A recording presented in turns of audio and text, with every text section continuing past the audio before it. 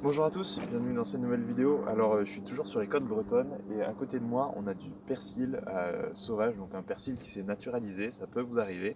Donc j'aimerais ici faire un petit débrief un peu sur cette plante, vous apprendre à la reconnaître puisque ici elle est dans un milieu sauvage, donc pas un jardin, qu'on peut toujours se planter avec d'autres plantes de la famille du persil, donc la famille des apiacées, des plantes qui peuvent être dangereuses comme la ciguë. Donc on va faire un petit tour de tout ça et je vais vous reparler du persil et ici de ce persil sauvage. Allez, bon visionnage. On voit ici que le persil se trouve sur le bord d'un chemin non entretenu. On dit qu'il est naturalisé. Cela arrive particulièrement en Afrique du Nord et en Asie de l'Ouest, mais également dans tout l'hémisphère nord. Le persil est bien évidemment utilisé comme plante condimentaire, mais il a également certaines vertus médicinales. Il est légèrement diurétique. Il s'agit d'une plante qui est bisannuelle, c'est-à-dire qu'elle va faire son cycle de vie sur 2 ans et produire ses graines à la deuxième année. À noter que ces graines ont un temps de germination qui est relativement long, environ de 3 semaines. Le persil pouvant être confondu avec des plantes dangereuses sauvages, notamment les ciguës, je vais maintenant vous décrire un peu plus en détail cette plante.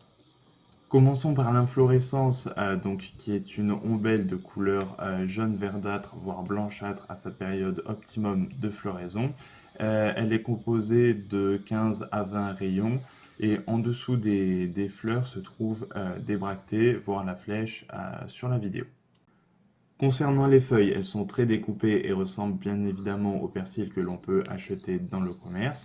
On peut également noter que les feuilles sont glabres, c'est-à-dire qu'elles ne possèdent pas de poils, tout comme la tige d'ailleurs et le reste de la plante. Concernant la tige, on peut observer que la tige est striée.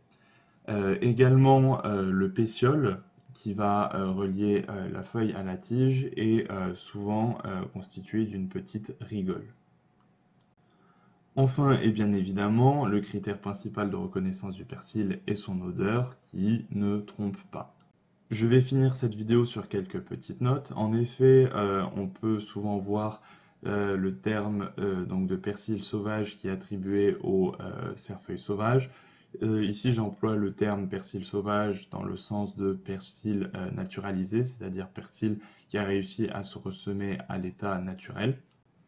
Également, pour les plus curieux, il existe différentes espèces de persil, notamment le persil tubéreux qui fait une grosse racine et qui est comestible, ou le persil frisé par exemple.